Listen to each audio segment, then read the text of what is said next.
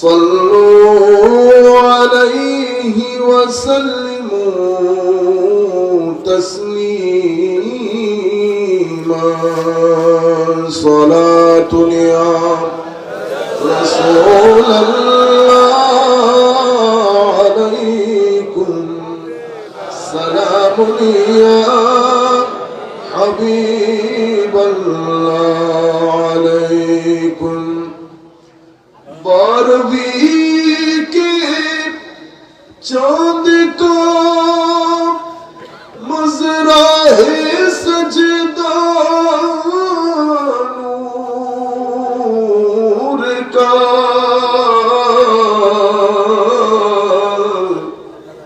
बार बरजू से झुका एक सितारा नूर का सलात या रसूल अल्लाह अलैकुम सलाम या हबीब अल्लाह अलैकुम तेरी नस्ल पाक में है बच्चा बच्चा नूर का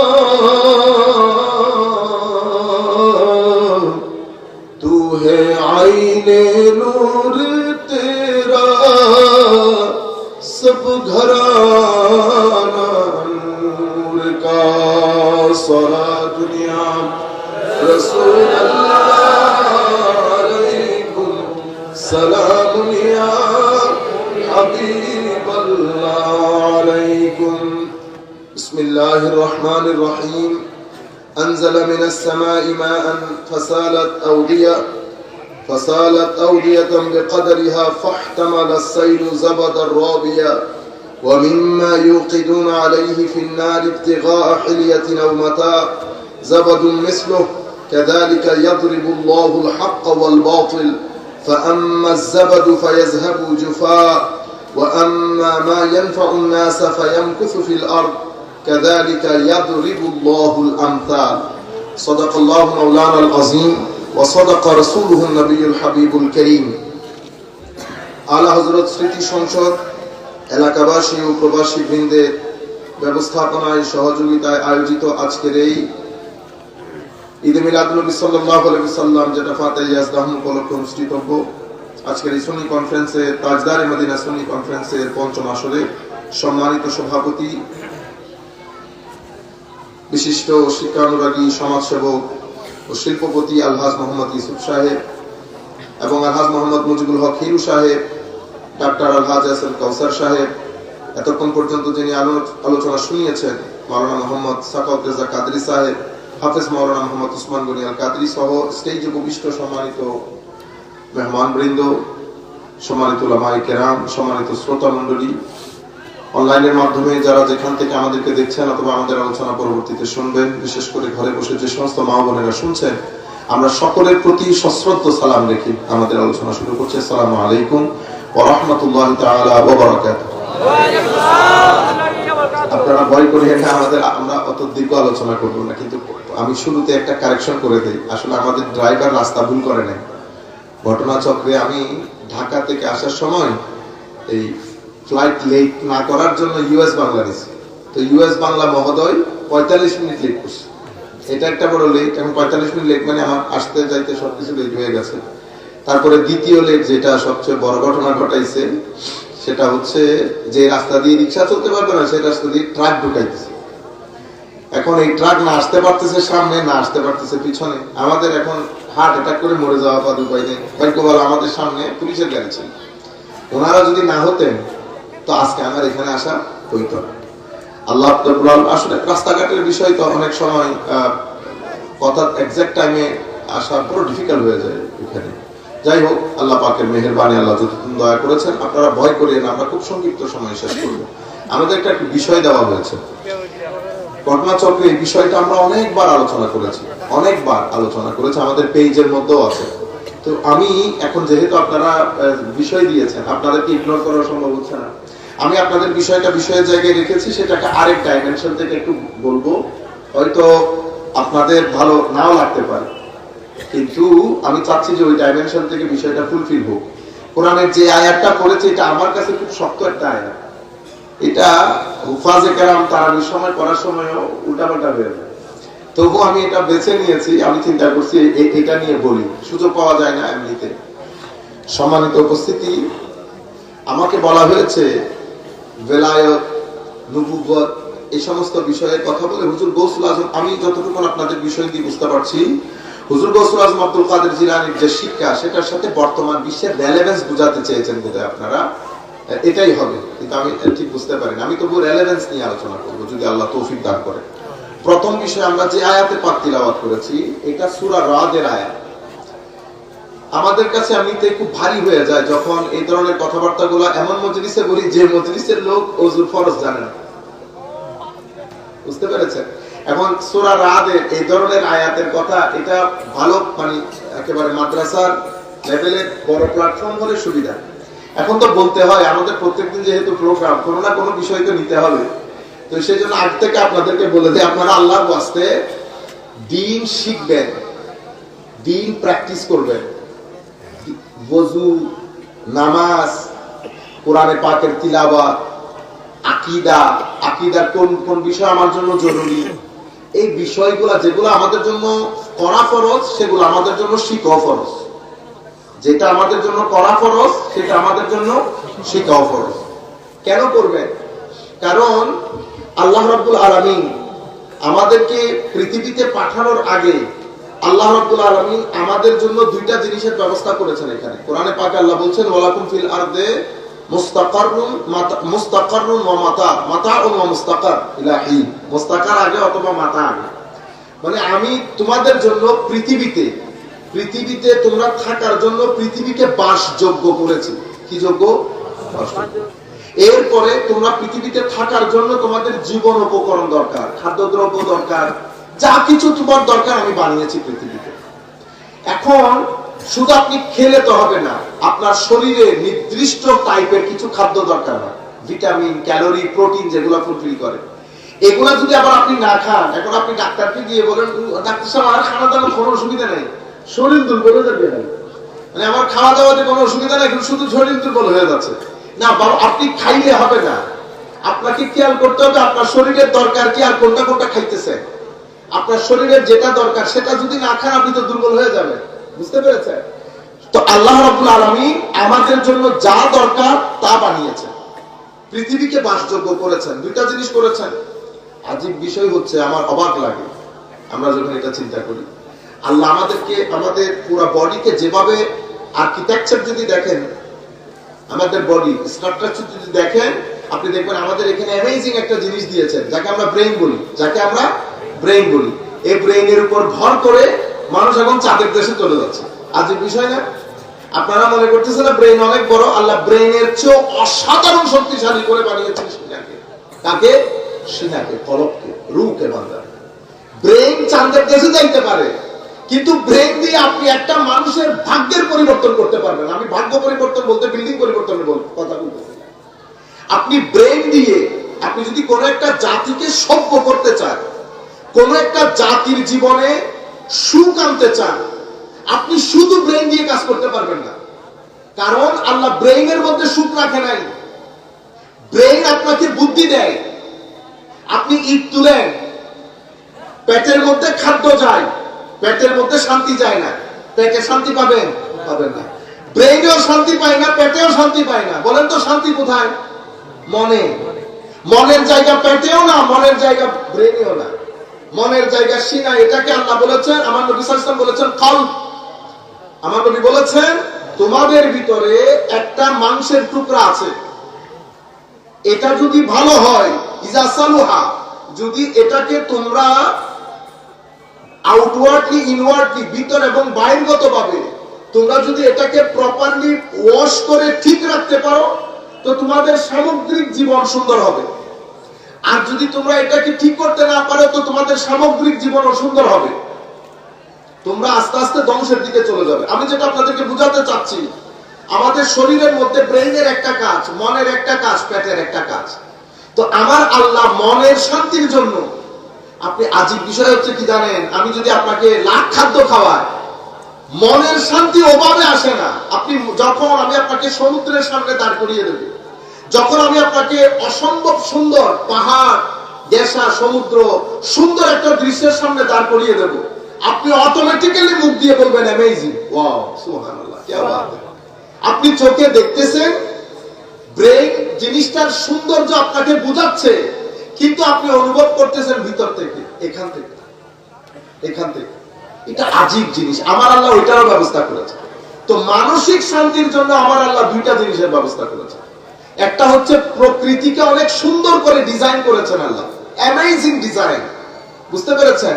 ডিজাইনও করেছেন, এটাকে পরিষ্কার রাখতেও বলেছেন, এবং পরিষ্কার রাখতে বলে আমার নবী বলেছেন এটাকে পরিষ্কার রাখা আপনার ঈমানের অঙ্গ। কেন? কারণ যিনি সাজিয়েছেন উনি আপনার রব, উনি আপনার। কিন্তু আনফরচুনেটলি আমাদের আশপাশ সবচেয়ে বেশি অপরিষ্কার, ঠিক না? প্রত্যেকে আমরা যার যার ঘর থেকে পরিষ্কার আছে কিনা, অথচ পরিষ্কার পরিচ্ছন্নতাটাকে রুহে জমিনের মধ্যে একমাত্র নবী, আমাদের নবী, যিনি এটাকে ঈমানের সাথে সংশ্লিষ্ট করে দিয়েছেন এবং বলেছেন পরিষ্কার পরিচ্ছন্নতা ঈমানের অঙ্গ। আপনি জানেন আমার নবী কখন চুলে তেল লাগাতেন? যখন তেলের কনসেপ্ট, মাথা আছড়ানোর কনসেপ্ট ছিল না, সেই সময় আমার নবী তেলও লাগাতেন, চুলও আছড়াতেন, এবং খুব দারুণ করে আমার নবী পরিষ্কার পরিচ্ছন্ন হয়ে চলতেন। এই পরিষ্কার পরিচ্ছন্নতা আপনাদেরকে আমাদেরকে দেওয়ার জন্য আমরা যখন টয়লেট ইউজ করি, বুঝতে পেরেছেন, আমাদেরকে বলেছে পানিও ইউজ করো, সাথে সাথে তোমরা পাথরও ইউজ করো, মাটিও ইউজ করো। মাটি এবং পানি দুইটার সংমিশ্রণ শুধুমাত্র আপনার পবিত্রতাটাকে এনশিওর করার জন্য। আমাদের এখানে পবিত্রতাও দুইটা, মানসিক শান্তিও দুইটা। আপনারা এই জিনিসটা মাথায় রাখিয়ে যাতে আমি ভুলে না যাই। মানসিক শান্তির জন্য আমার আল্লাহ এভাবে ব্যবস্থা করেছেন, প্রথমে পৃথিবীকে সুন্দর করে ডিজাইন করেছেন।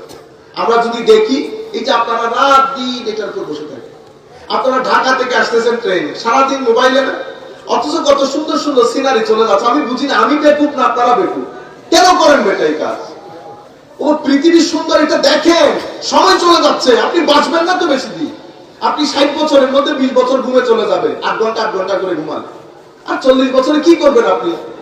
আপনারা বুঝতে পারতেছেন? আমি বিনয়ের সাথে আমাদের ইউথকে, বিশেষ করে মুরব্বিয়ারা কেরাম, আমাদের সাবজেক্টের বিষয় না, আমি ইউথকে আপনাদেরকে বলতেছি, যারা আমার বয়সে, আমার চেয়ে কম বয়সে আছে, এটা আপনারা এটার মধ্যে টিবাটিবির মধ্যে যে সময় চলে যাচ্ছে, আপনি পৃথিবীর সৌন্দর্য দেখতে পাচ্ছেন না, সবকিছু থেকে বঞ্চিত হচ্ছেন। মনে রাখবেন, এটা এমন একটা হাকিকত, এটা এমন না যে 10 দিন পরে আসবে আর 10 মাস পরে আসবে, এটা যে কোনো মুহূর্তে যে কোনো ব্যক্তির জীবনে চলে আসবে। সুতরাং আপনারা দয়া করে জিনিসটা ফিল করতে শেখায়। আজকে বাসার মধ্যে যখন যাবেন, সবাই যখন ঘুমাই পড়বে, কিচেন থেকে এক গ্লাস পানি নিয়ে ড্রয়িং রুমে বসবেন, বসে মনে মনে ঠিক করবেন, মনে মনে খেয়াল করবেন, এই মুহূর্তে যদি আমার ডান পাশের চেয়ারে মালাকুল মউত এসে বলে চলো এবার ফিনিশ করো, আপনি কারো কাছ থেকে বিদায় নিতে পারবেন না। আমি জীবনের খুব কঠিন একটা রিয়ালিটির কথা আপনাদেরকে বলতেছি। এটা আমার নবী মাঝে মাঝে সাহাবায়ে কেরামকে বলতেন। হঠাৎ করে আমার নবী সাহাবায়ে কেরামের সবার সাথে কথা বলতে বলতে বলছেন, আমার সাহাবীরা, বলো তো দেখি 100 বছর পরে আমরা এখানে কে থাকবো? কয়জন থাকবো আমরা? আমরাও যদি আপনাদেরকে বলি, এখন 2023 চলছে, আমরা যদি বলি 2050, আমাদের মধ্যে মোস্টলি আমরা 2050 লিখতে পারবো না হয়তো। এবং আপনারা মনে করতেছেন আমরা মুরব্বী মানুষ, আমরা আগে চলে যাব, আপনারা পরে যাবেন না, এখানে আগে পরের কোনো গ্রামার নেই। আপনারা দয়া করে বোঝার চেষ্টা করেন। আপনারা যদি জিনিসটা বুঝতে পারেন, এটা একটা দারুণ দেশ হবে, এটা সুন্দর দেশ হবে। কাপড় যেরকম পরিবর্তন করে টুপি লাগিয়েছেন, ভিতরটাও পরিবর্তন করে। আমি যেখান থেকে কথাগুলো শুরু করেছি, সম্মানিত উপস্থিতি, তাহলে আল্লাহ রাব্বুল আলামিন এটা সুন্দর করে ডিজাইন করেছেন যেন আপনি দেখেন, আপনি বাইরে দেখেন, অসম্ভব সুন্দর। আমাদের দেশটা অসম্ভব সুন্দর, আপনি বাইরে যাইতে হবে না, এটা অসম্ভব সুন্দর মানুষের একটা দেশ, সুন্দর একটা দেশ, কিন্তু আমরা এটাকে অসুন্দর করে ফেলতেছি আমাদের আখলাক আদবের মাধ্যমে। যাই হোক, এটা একটা ডিজাইন করেছেন। আরেকটা ডিজাইন আমার আল্লাহ আমার মানসিক শান্তির জন্য কি করেছে জানেন? আমাদের জন্য আমার আল্লাহ হেদায়েতের ব্যবস্থা করেছে। ফাইম্মা ইয়াতিয়ান্নাকুম মিন্নি হুদা ফামান তাবিআ হুদায়া ফালা খাউফুন আলাইহিম ওয়া লা হুম ইয়াহজানুন। আমার আল্লাহ বলছেন, অতঃপর আমি তোমাদের জন্য হেদায়েতের ব্যবস্থা করেছি। হেদায়েত কেন? হেদায়েতের কাজ কি? আমরা এখানে যারা এসেছি, আমাদের প্রত্যেকের আসার পেছনে একটা উদ্দেশ্য আছে। উদ্দেশ্য হচ্ছে আল্লাহর ইবাদত, উদ্দেশ্য হচ্ছে আমার ভিতর বাহিরের পরিশোধন, বিশেষ করে আমার আধ্যাত্মিক, আমার চারিত্রিক, আমার ভিতরের জগতের পরিশোধন। এটা হচ্ছে আমার সৃষ্টির উদ্দেশ্য। এখন প্রত্যেক ব্যক্তি আপনি কি বলতে পারবেন হুজুর আমি গরিব মানুষ, হুজুর আমি অশিক্ষিত মানুষ? না, মনে রাখবেন, গরিব হন আর অশিক্ষিত হন, হয় আপনার প্রশ্ন 2টা হবে, আমার প্রশ্ন 2000টা হবে, কিন্তু প্রত্যেক ব্যক্তি আল্লাহর দরবারে দাঁড়াতে হবে। আরেকটা জিনিস মৌলিকভাবে মনে রাখবেন, যেটা আমি সবসময় বলি, আমি ইউথদেরকে বলছি, কোন মানুষকে কখনো তার পোস্ট দেখে সম্মান করবেন না। মানুষ মানুষ হিসেবে সম্মানিত। আপনারা জানেন লাকাদ কাররামনা বানি আদম, আমি বনি আদম মানে আদম আলাইহিস সালামের সন্তানকে আমি সম্মানিত করেছি। সুতরাং আপনারা মানুষকে সম্মান করবেন মানুষ হিসেবে, পেশা হিসেবে না। পেশা হিসেবে যারা সম্মান করে তারা মুনাফিক। মানে পেশা আজকে আছে টাকা, তাহলে তো কালকে আমার টাকা না থাকলে আপনি আমাকে সম্মান করবেন না, তাহলে তো কালকে মানুষ আমাকে না চিনলে আপনি আমাকে সম্মান করবেন, এমনটা না। মনে রাখবেন, এই সমাজের মধ্যে আপনি যেমন দামি, একজন সুইপারও ঠিক তেমনই দামি। সুইপার সুইপিং ছেড়ে দিলে আপনার সমাজ আপনি 1 সপ্তাহ বসবাস করতে পারবেন না। জুতা সেলাই বলা যদি জুতা সেলাই বন্ধ করে দেয়, আপনি পৃথিবীর মধ্যে জুতা লাগিয়ে চালাইতে পারবেন না।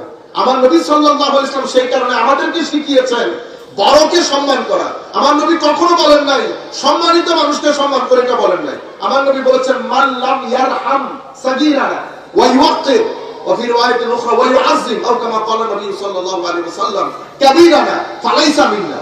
যে ব্যক্তি ছোটদেরকে স্নেহ করে না, বড়দেরকে সম্মান করে না, সেই ব্যক্তি আমার উম্মত না। আপনি দেখছেন আমার নবী কি বলতে চেয়েছেন? এরপর আমার নবীর জীবনের মধ্যে যদি যান, আমার নবী রাস্তার পাশ দিয়ে হাঁটতেন, আমার নবী সাল্লাল্লাহু আলাইহি ওয়াসাল্লামকে কেউ আগে সালাম করতে পারতেন না। আমার নবী ব্যবহারে অনেক ভদ্র ছিলেন, আমার নবী অনেক নম্র ছিলেন, আমার নবী কারো দুঃখে তাড়াতাড়ি গিয়ে শরীক হতেন। আমার নবী অহংকার তো দূরের কথা, মাথা উঁচু করে তাকাতেন না। কেন? রুয়ে জমিনের মধ্যে যদি অহংকার করার মতো কেউ থাকে, এটা আমার নবী। আমার নবীর পরে আল্লাহ কাউকে বানান নাই অহংকারী হিসেবে বা অহংকার করতে পারবে সেরকম করে। আমি আজকে সোফার উপরে বসেছি, আমার আল্লাহ বসিয়েছেন বিদায়। কালকে যদি আস্থা করে নিক্ষেপ করে, পৃথিবীর কোনো মানুষ নাই আমাকে সম্মানিত করার। আমার নবীকে শুধুমাত্র আল্লাহ ভিতরে বাইরে এত অসাধারণ করে বানিয়েছেন, নিজে বানিয়ে নিজেই নবীর নাম ঠিক করেছেন মুহাম্মদ সাল্লাল্লাহু আলাইহি ওয়াসাল্লাম। সকল দিক থেকে প্রশংসিত, সকল দিক থেকে প্রশংসিত। যিনি উপরে আহমদ, এখানে মুহাম্মদ, আখিরাতের মধ্যে মাহমুদ। এত দারুণ করে আল্লাহ আল্লাহর নবীকে সৃষ্টি করেছেন, কিন্তু আমার নবী অহংকারী ছিলেন না।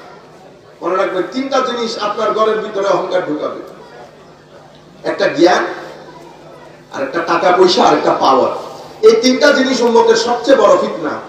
সবচেয়ে বড় ফিতনা এই 3টার মধ্যে এলম, জ্ঞান। জ্ঞান যখন আসে, তখন আপনি দেখবেন, ইভেন আমাদের দেশে যারা আমাদের চট্টগ্রামে, আপনারা যারা চিটা ইউনিভার্সিটিতে ভর্তি হয়, তাদের গায়ে হাত দেওয়া যায়? হাত দেওয়া যায়। ঢাকা ইউনিভার্সিটিতে ভর্তি হলে তার কোনো কথাই নাই, কথাই বলে না। বুঝতে পেরেছেন? জ্ঞান যখন কারো সিনার ভিতরে ঢুকে, তো সে ঢুকার সময় অনেক কিছু নিয়ে ঢুকে। আমি এই জন্য সূরাটা পড়ে, আয়াতটা পড়েছি এই কারণে। এখন আমি আয়াতের দিকে যাই, আয়াতটা অনুবাদ করে দিলে আপনারা অনেক জিনিস বুঝতে পারবেন। এখান থেকে আমরা আবার কথাগুলো শুরু করব। আমার আল্লাহ বলছেন আনজালা মিনাস সামাই মাআ, উপর থেকে আল্লাহ পানি বর্ষণ করে। পানি যখন বৃষ্টি, যখন ঝুম বৃষ্টি হয়, পানি আর পানি, এখানে আশেপাশে আর কিছু আছে নাই, ফাসালাত আউদিয়া। আমার আল্লাহ বলছেন তখন এই যে জমি যেগুলো আছে, উপত্যকা, পুকুর, পানিতে পানি হয়ে যায়, ভেসে যায়। এখন সব পুকুরে কি সেম পানি হয়? আমার আল্লাহ বলছে সব পুকুরে সেম পানি হয় না। কিছু আছে দিঘির মতো করে পানি ধারণ করে, পুকুর পুকুরের মতো, আর ছোট্ট একটা জমি, 1 ঘন্টার জমি, ওইটা ওর মতো করে পানি ধারণ করা। অর্থাৎ প্রত্যেক পুকুর, প্রত্যেক নদী, প্রত্যেক জমি যার যার সাইজ অনুযায়ী ওই পানিকে ধারণ করে। ফাসালাত আউদিয়া ফাহতামালা সাইলু জাবাদার রাবিয়া। ঝুম বৃষ্টি হচ্ছে, পানি প্রবাহিত হচ্ছে, উপরে ফানা হয় না? ফানা, সাদা সাদা ফানা। আমার আল্লাহ বলছেন সেখানে কি হয়? সমস্ত ময়লা আবর্জনা সবকিছু উপরে ফানা হয়ে চলে আসে। দূর থেকে পানি নজরে আসে না, যেটা নজরে আসে সেটা কি? ওই ফেনাগুলা, সাদা সাদা ফেনাগুলা নজরে আসে। এরপরে জাবাদার রাবিয়া ওয়া মিম্মা, এতটুকু পর্যন্ত আল্লাহ একটা কথা বলে এবার আরেকটা एग्जांपल দিচ্ছেন। ওয়া মিম্মা ইউকিদুনা আলাইহি ফিন-নার ইবতিগা ইলিয়া আও মাতা জাবাদুম মিথলু। তো আপনারা যখন তেজস্ক্রিয় জিনিস, অথবা আপনারা যখন স্বর্ণ বা লোহা দিয়ে কোনো কিছু করতে চান, দাও বানাতে চান, নিজের কি বলে ব্যবহারিক জিনিসপত্র বানাতে চান, আপনারা সেটাকে আগুনের মধ্যে দেন। আমার আল্লাহ বলছেন আগুনের মধ্যেও দেওয়ার সময় সেখানেও সাদা সাদা কি উঠে, ফানা উঠে, জাবাদুন মিসলু, একই ফানা ওখানে উঠে। কিন্তু আমার আল্লাহ বলছেন কাযালিকা ইয়াদরিবুল্লাহুল হাক্কা ওয়াল বাতিল, আমার আল্লাহ এভাবে হক বাতিল, সত্য এবং মিথ্যা, রিয়ালিটি আপনাদের সম্মুখে আমার আল্লাহ বিভিন্ন উদাহরণ দিয়ে তুলে ধরেন। এরপর আমার আল্লাহ বলছেন ফাআম্মা যাবাদু ফায়াযহাবু জুফাআন, সাদা ফেনা যেটা আছে এটা বৃষ্টি যখন বন্ধ হয় কিছুক্ষণ পরে ফেনা নজরে আসে না। তো আতা হেদন জাতা হেদন, এটা আসতেও দেরি নাই, এটা যাইতেও দেরি নাই। ফাআম্মা ফায়াযহাবু জুফা ওয়া আম্মা মা ইয়ানফাউন নাস ফায়ামকুতু ফিল আরদ, যেটা মানুষের উপকারী পানি সেটা কিন্তু নিচে থেকে যায়, সেটা যায় না।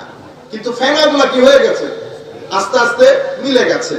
এরপরে কাযালিকা ইয়াদরিবুল্লাহুল আমসাল, আমার আল্লাহ বলছে আমি এভাবে তোমরা বুঝার জন্য তোমাদেরকে বিভিন্ন উদাহরণ দিয়ে বুঝাই।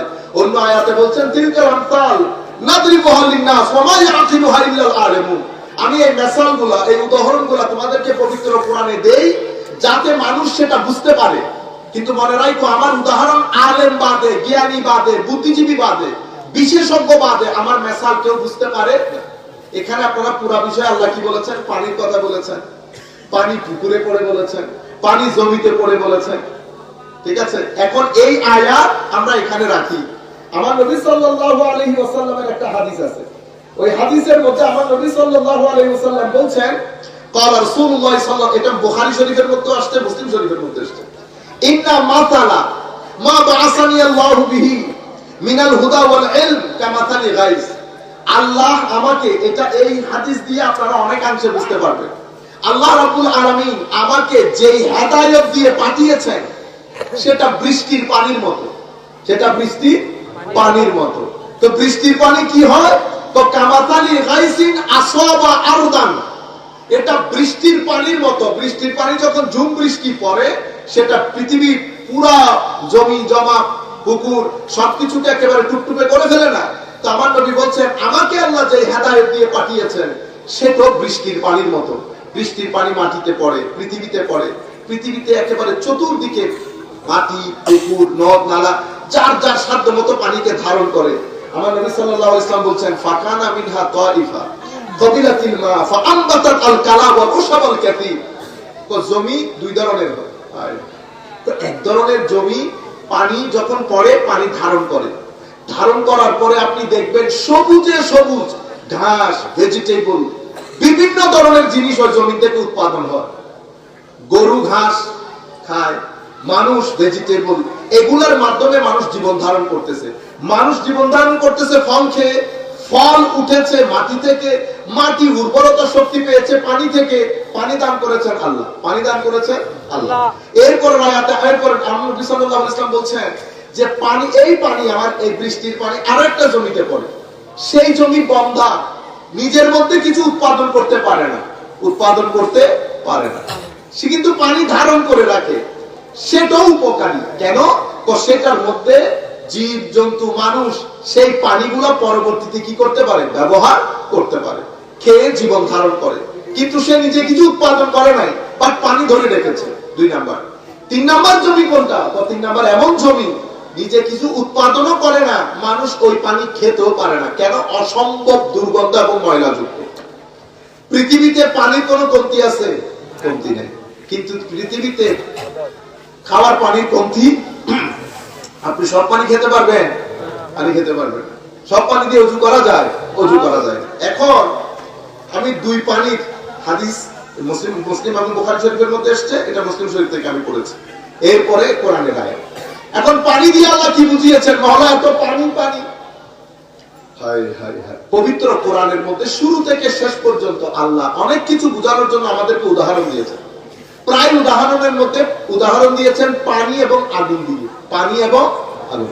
পানির এক্সাম্পলকে মাই বলে, আগুনের এক্সাম্পলকে নারী বলে। এবং পানিতে আল্লাহ বলছেন কি, আবার আসেন ওই আয়াতের মধ্যে, তাইলে আপনারা বেলায় তো বুঝতে পারবেন। আমি এই জন্য চাচ্ছিলাম যে এই অ্যাঙ্গেল থেকে একটু বলার জন্য। আল্লাহ বলছেন আনজালা মিনাস সামাই মাআ, আমি আসমান থেকে তোমাদের জন্য পানি নাযিল করেছি। আসলে কথা আয়াতের অর্থ কি ইঙ্গিত করতেছেন আল্লাহ? এখানে পানি মানে কোরআনে পাক, পানি কি আমি তোমাদের জন্য কোরআনের মাধ্যমে হেদায়েতের বর্ষণ করেছি, যেটা আমার নবী হাদিসে পাকের মধ্যে বলেছেন। আমাকে যে হেদায়েত আল্লাহ দান করেছেন সেটা বৃষ্টির পানির মতো। তো আমার আল্লাহ বলছেন আমি কোরআনকে বৃষ্টির পানির মতো তোমাদের উপর নাযিল করেছি। তোমাদের মধ্যে সবাই এক ধরনের মানুষ না, তোমাদের মধ্যে মানুষ দুই ধরনের। মেইনলি প্রাথমিকভাবে কেউ কোরআনকে বিশ্বাস করে, কেউ করে না। যারা করে না তারা বাদ পড়ে গেছে, আর যারা করে না তারা কার মতো? ওই হাদিসে পাকের মধ্যে 3 নম্বর জমিন যেটা বলছে যে পুকুর আছে কিন্তু ময়লা, শাকসবজিও দেয়, পানিও কেউ খেতে চায় না, এটা খাইলে পেটে অসুখ হবে। আপনারা বুঝতে পেরেছেন? সেই কারণে সব ধরনের জ্ঞান আপনার জন্য উপকারী না। কিছু জ্ঞান থেকে দূরে থাকা ভালো, কিছু জ্ঞানের জ্ঞানী থেকেও দূরে থাকা ভালো।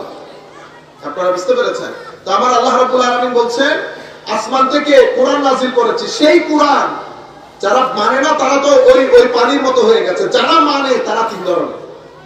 যারা মানে তারা 3 ধরনের। তার মধ্যে একটা হচ্ছে এক্সিলেন্ট, মাঝখানেরটা হচ্ছে ভেরি গুড, অথবা আপনি মনে করতে পারেন গুড মডারেট। নাম্বার 3 হচ্ছে আমাদের মতো লোকগুলা 33 পায়া পাস, 33 পায়া পাস মানে ঠেলে তুলে পাস। এখনকার সিস্টেমে বুঝবেন না, এখন তো আপনারা সবাই জিপিএ ভাই, এখনকার স্টাইলে বুঝবেন না। আগে 700 মার্ক যে তুলতে পারছে এর গায়ে হাত দেওয়া যায় না, এমনি মারতে, বুঝছেন? 700 মার্ক যারা পাইছে ওরা তো মেডিকেলে ভর্তি হচ্ছে। আপনারা এখন জিপিএ 5 পায় ঢাকা বিশ্ববিদ্যালয়ে আপনারা ইসলামী হিস্ট্রি তো শুধু পাইতেছেন, লেখাপড়া করেন ভালো করে, শুধু মোবাইল টিভি করলে জিপিএ 5 এর মধ্যে থেকে যাবে। বুঝতে পেরেছেন? আল্লাহ পাক মেহেরবানি করুন। একবার দরুদ শরীফ পড়ি, আল্লাহুম্মা সাইয়্যিদিনা মাওলানা মুহাম্মদ ওয়া আলা আলি সাইয়্যিদিনা মাওলানা মুহাম্মদ। 3 ধরনের লোক পবিত্র কোরআনের মধ্যে আল্লাহ বলছেন যে তোমাদের মধ্যে সুম্মা আওরাসনাল কিতাব, এরপরে কিতাবের যারা পরবর্তীতে কিতাব যাদের কাছে গেছে, পরবর্তী উত্তরাধিকার যারা হয়েছে তারা 3 ধরনের লোক। এক ধরনের লোক আমার আল্লাহ বলেছেন সাবিকুন বিল খায়রাত, তারা অসম্ভব অগ্রগামী আমলের ক্ষেত্রে, জ্ঞানের ক্ষেত্রে সামগ্রিকভাবে। সাবিকুন বিল খায়রাত, তারা জাহেরে বাতেনে চরিত্রে ইলমে আমলে সব দিক থেকে অনেক অনেক অনেক অগ্রগামী। মাওলা তারা কারা? তারা আবার 4 ধরনের। আপনারা বুঝতে পেরেছেন? প্রথম 2 ধরনের, কেউ মেনেছে কেউ মানে নাই। যারা মানে নাই তারা তো আপনারা জানেন কুফরের পর্যায়ে চলে গেছে, আর যারা মেনেছে তাদেরকে আমরা মুসলিম বলি, মুমিন বলি। এরা আবার 3 ধরনের, সাবিকুম বিল খায়রাত, মুক্তাসিদ, জালিমুল লিনাফসি। পবিত্র কোরআনের আয়াতের মধ্যে আল্লাহ বলছেন সাবিকুম বিল খায়রাত, যারা সবকিছুতে অগ্রগামী। এরা আবার 4 ধরনের, নবিয়িন, সিদ্দিকিন, শুহাদা, সালেহিন। অর্থাৎ আল্লাহর নবী রাসূল যারা আছেন তারা, সিদ্দিকিনরা, শহীদরা, আল্লাহর ওলিরা, বেলায়েত প্রাপ্ত যারা আল্লাহর ওলি। এই 4 ক্যাটাগরির লোক সাবিকুম বিল খায়রাত, এরা সব কিছুতে অগ্রগণ্য। ইলমের দিক থেকে বলেন, আমলের দিক থেকে বলেন, সমাজ সংস্কারের দিক থেকে বলেন, মানুষকে সহযোগিতার ক্ষেত্রে বলেন, সব দিক থেকে এরা অগ্রগণ্য। যেহেতু এরা অগ্রগণ্য, কবরে বলেন, হাসরে বলেন, ইভেন মৃত্যুর মুহূর্তে তাদের মৃত্যুর ডিভাইন প্রটোকলও ভিন্ন। এই 4 জনকে এদের মৃত্যুর সময় আল্লাহ প্রটোকলও ভিন্ন করে দিয়েছে।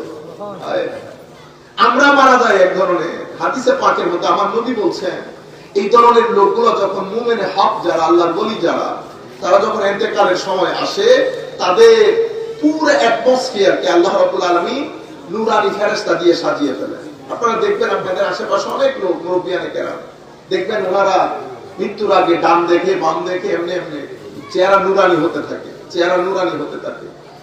আমার আল্লাহ পুরো অ্যাটমসফিয়ারকে ফেরেশতা দিয়ে সাজিয়ে ফেলে। এরপরে জান্নাত থেকে একজন ফেরেশতা জান্নাতি কাপড়, জান্নাতি আতর নিয়ে আসে একটা ট্রেতে করে, জান্নাতি ট্রে। এরপরে মালাকুল মউত আসে, মালাকুল মউত ব্যক্তির শিয়রে বসে কত সুন্দর করে বলে, ইয়া আইয়ুহান নাফস আত-তাইয়্যিবা আখরিজি, হে পবিত্র নফস বের হয়ে আসো। ডিভাইন প্রটোকল দেখলেন আল্লাহ রাব্বুল আলামিন কি আন্দাজে বান্দাকে সম্মানিত করছেন। এরপরে রূহ বের হয়ে আসে। আমার নবী বলছেন আবার রূহ কেমনে বের হয়। তো অসম্ভব তৃষ্ণার্ত ব্যক্তি যখন পানি পান করে তো তার ঠোঁট দিয়ে 2-3 ফোঁটা এমনিতে বের পড়ে যায়, সে বুঝতেও পারে না, রিয়েলাইজ করতে পারে না, বেশি তৃষ্ণার কারণে। তো এই ব্যক্তি নুরানি ফেরেশতাদের মধ্যে এত গুম হয়ে যায়, উনি বুঝতেও পারেন না কখন রূহ বের হয়ে যায়। আমার নবী হাদিসে পাকের মধ্যে বলেছেন, চোখ খোলা থাকে, উনি দেখছেন রূহ কবজ করে নিয়ে যাচ্ছে, উনি পুরা জান্নাতি রুহানি ফেরেশতাদের মধ্যে গুম হয়ে আছেন এবং ওনার রূহ বের হওয়ার সাথে সাথে এভাবে সুগন্ধি ছড়িয়ে পড়ে সব জায়গার মধ্যে ওনার রূহ থেকে। এরপরে ফেরেশতারা ওই জান্নাতি ট্রে কাফন, যেটা ওই কাফনের মধ্যে জড়িয়ে ওই ব্যক্তির রূহকে জুলুস সহকারে আস্তে আস্তে উপরে ইল্লিয়িনের দিকে নিয়ে যায়। 1 আসমান, 2 আসমান, 3 আসমান। এটা ডিভাইন একটা প্রটোকল আল্লাহর ওলিদেরকে আল্লাহ দান করেন। এই 4 ক্যাটাগরি লোক দুনিয়াতে বলেন, কবরে বলেন, দুনিয়ার মধ্যে আল্লাহ এদেরই রাখছেন। আপনি যতই রতি মহারতি, আমাদের নিজের চোখে আমরা কত ঘটনা দেখছি, আপনি কখনো কোন সাধারণ মানুষকে আল্লাহ এত সম্মানিত করেন না যত সম্মানিত আল্লাহ আল্লাহ ওয়ালাদেরকে করেন। এই জন্য কোরআনে পাকের ঘোষণা হচ্ছে, ইন্না আকরামাকুম ইনদাল্লাহি আতকাকুম, যার ভিতরে আল্লাহ আল্লাহ রাসূল বেশি থাকবে দুনিয়া আখিরাতে সে সবচেয়ে বেশি সম্মানিত হবে। টাকা লাগবে না, পয়সা লাগবে না, আল্লাহ তাকে সম্মানিত করবে। এটা আল্লাহর সুন্নত, সুন্নত ইলাহি, মানে আল্লাহর গ্রামার, আল্লাহর ধরন, আল্লাহ এভাবেই করে। আপনিও যদি সম্মানিত হতে চান তো বলে যে ওয়েট, আল্লাহ আল্লাহ রাসূলকে নিজের ভিতরে ধারণ করা। আপনার ভিতরে আল্লাহ আল্লাহ রাসূল যত বেশি থাকবে আপনার দুনিয়ার জীবনও তত বেশি স্থির হবে, আপনার কবরের জীবনও তত বেশি শান্তিপূর্ণ হবে। আপনার ভিতরে যদি আপনি আল্লাহ আল্লাহ রাসূল না রাখেন তো আপনি দুনিয়ার জীবনে শান্তি পাবেন না।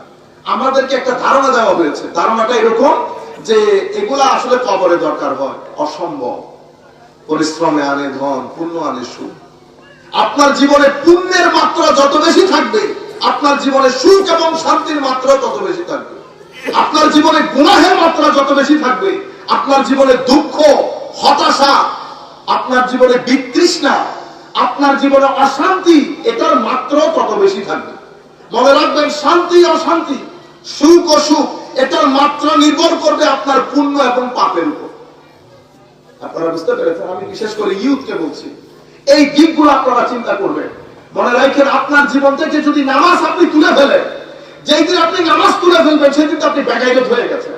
আল্লাহর জমিনের থেকে আপনি নামাজ পড়বেন না, এটা আল্লাহ পাক জানে আপনারা কিভাবে কনভিন্স হন নিজেরা নিজেরা। আপনারা বুঝতে পারছেন? এটা কখনো মাথায় রাখবেন না। আমি মারাও নিশ্চয়ই শুনছে বাসায় বসে। আমাদের ঘরের মধ্যে একটা স্লোগান থাকতে হবে, নামাজ নাই তো ভাত নাই, নামাজ নাই তো ভাত নাই। সম্মানিত বলছে, আমি কেন বলছি এই কথা?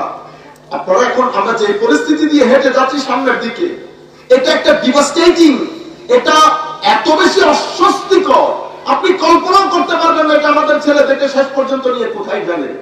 সেই পরিমাণ ডিপ্রেশন, হতাশা সোসাইটির মধ্যে ছড়িয়ে পড়ছে। আমরা শান্তিতে নাই কেউ। দিন দিন আমাদের সমাজ অস্থির হয়ে যাচ্ছে, আমাদের সমাজ থেকে শান্তি চলে যাচ্ছে। আপনি শুধু রোডঘাট পাকা করলে হবে না, রোডঘাট আমেরিকাও পাকা করছে, রোডঘাট ইংল্যান্ডওয়ালারাও পাকা করছে। রোডঘাট পাকা করে ভিতরে শান্তি আসে না। ওই ভুল আমরা করলে ভালো হবে না আমাদের জীবনে। আমেরিকা করে, ইংল্যান্ড করে, ইংল্যান্ডের 12টা বেজে 1টা বেজে যাচ্ছে, তারা কোন রকম ওই পরিস্থিতি থেকে নিজেদেরকে ব্যাক করতে পারছে না। এখন কিয়ামত বাঁধে আর কোনো সম্ভব না। তো তাদের একটা প্ল্যান হচ্ছে, সনম मैंने छू के डूबा और मैंने छू के मरा, तुझे लेके मरू और तुझे लेके डूबू। আমি যেহেতু মরছি আর তোমারে মরি নিয়ে মরি। আমাদের ছেলেপুলে মনে করে কি এখন, মানে ওইটা ওয়েস্টার্নাইজড, হ্যাঁ, ইংলিশ কালচার। আমি এটা তো ভাই, আমার নবীর দিন বাদে পৃথিবীতে শান্তি পাবেন না।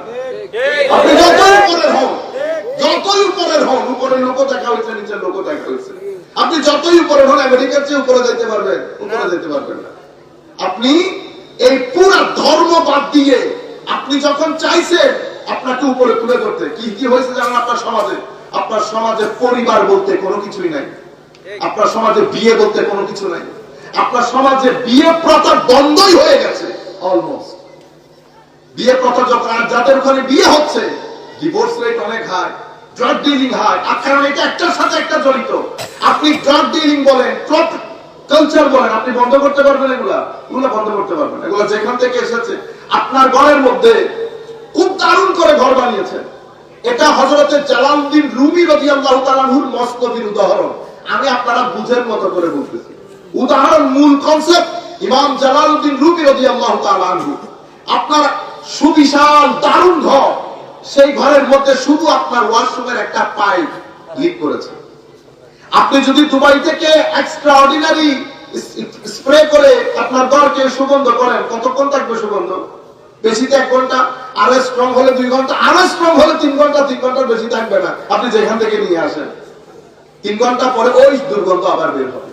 আপনাকে কি করতে হবে? ইমাম জালালউদ্দিন রুমি বলছেন, বেটা সুগন্ধি বাদ নেই, মানে আপনার ভিতরে ময়লা রেখে আপনি নফলের উপর নফল, নফলের উপর লাভ নাই, এটা তাসির বেশিক্ষণ থাকবে না। কেন? আপনার ভিতরে তো ইঁদুর রয়ে গেছে, সেই ইঁদুর আপনার নামাজের নূর গুলা খেয়ে ফেলতেছে। এখন আপনি কি করতে হবে? ওয়েল্ডিং করতে হবে। লিক যেখান থেকে হয়েছে সেটাকে ব্লক করেন। এখন আমার ভাই, আমার চাচা বলতেছে, হাই খুদা, এটা জালালউদ্দিন রুমির এক্সাম্পল, আল্লাহর ওলিরা কত সুন্দর এক্সাম্পল। এটা আপনি কোন দুনিয়ার কিতাবে পাবেন না। এটা যারা রুর ডাক্তার, কলমের ডাক্তার, ওরা এই ভাষায় কথা বলে, এই আন্দাজে কথা বলে। তো এখন ধান, যেহেতু আমরা ধানের লোক, এখন চাচা রাখছে ধান ড্রামের মধ্যে, আপনি সপ্তাহখানেক পরে আপনি গিয়ে দেখলেন ধানটা নাই, সব কি হয়ে গেছে? চিটা হয়ে গেছে। এখন আপনি বাইরে বলতেছেন চিটা হয়ে গেছে, চিটা হয়ে গেছে।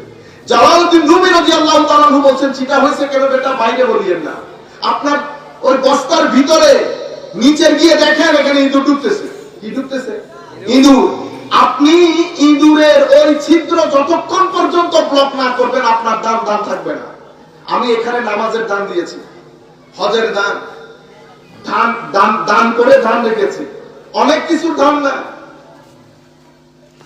আপনারা বলতে থাকেন দান, সব দান রোপণ করেছি, 100 বার হজ করেছি, 100 বার উমরাও করেছি, সব তো দান গেছে ভিতরে, কিন্তু ইঁদুর রয়ে গেছে। কিসের ইঁদুর? গালাগালির ইঁদুর, অশ্লীলতার ইঁদুর, হিংসার ইঁদুর, অহংকারের ইঁদুর। এগুলো এমন ইঁদুর, এগুলো তো আপনার 50 বছরের ইবাদত সেকেন্ডের মধ্যে বরবাদ করে দেবে। ওয়াসওয়াসা এত কঠিন জিনিস। আপনারা সূরা নাস পড়েন নাই? সূরা নাসের মধ্যে আল্লাহ কি বলেছে বলেন তো? কুল আউযু বিরাব্বিন নাস, মালিকিন নাস, ইলাহিন নাস। 3 বার আল্লাহ রাব্বুল আলামিন বলছেন, হাবিব আপনি বলে দিন আমি আশ্রয় কামনা করছি কার কাছ থেকে? আমি আশ্রয় কামনা করছি বিরব্বিন নাস, যিনি কুল কায়নাতের মানুষকে পালেন, তাদের প্রয়োজন মিটান, তাদের যখন যা প্রয়োজন হয় তাদেরকে দেন, পালেন। মা বাবা যেমন সন্তানকে পালে, আমার আল্লাহ আমাদেরকে পালেন, আমাদেরকে না, কুল কায়নাতের মানুষকে আল্লাহ পালেন। যিনি কুল কায়নাতের মানুষকে পালেন ওনার আশ্রয় কামনা করছি। আর কার? ইলা মালিকিন নাস, কুল কায়নাতের মানুষদের যিনি মালিক তার আশ্রয় কামনা করছি। ওয়া ইলাহিন নাস, আবার পুরো পৃথিবীর মানুষের যিনি ইলাহ, সিজদার মালিক, সেই মহান রবের আশ্রয় কামনা করছি। 3টা বলেছেন, রব্বুন নাস, মালিকিন নাস, ইলাহিন নাস। মওলা কি থেকে আশ্রয় কামনা করছি এটা বলতেছে না, শুধু বলতেছে রব্বুন নাস, রব্বুন নাসের আশ্রয় কামনা করো, মালিকিন নাসের আশ্রয় কামনা করো, ইলাহিন নাসের আশ্রয় কামনা করো। মওলা কি থেকে? মিন শাররিল ওয়াসওয়াসিল খান্নাস, আশ্রয় কামনা করবে শয়তানের ওয়াসওয়াসা থেকে। মওলা শয়তানের ওয়াসওয়াসা কত স্ট্রং দেখেন, এক ওয়াসওয়াসার পরিবর্তে আল্লাহ 3টা জিনিস ব্যবহার করেছেন, রব্বুন নাস, ইলাহিন নাস, মালিকিন নাস, ইলাহিন নাস। সূরা ফালাকের মধ্যে যান, সূরা ফালাকের মধ্যে আল্লাহ বলছেন কুল আউযু বিরাব্বিল ফালাক।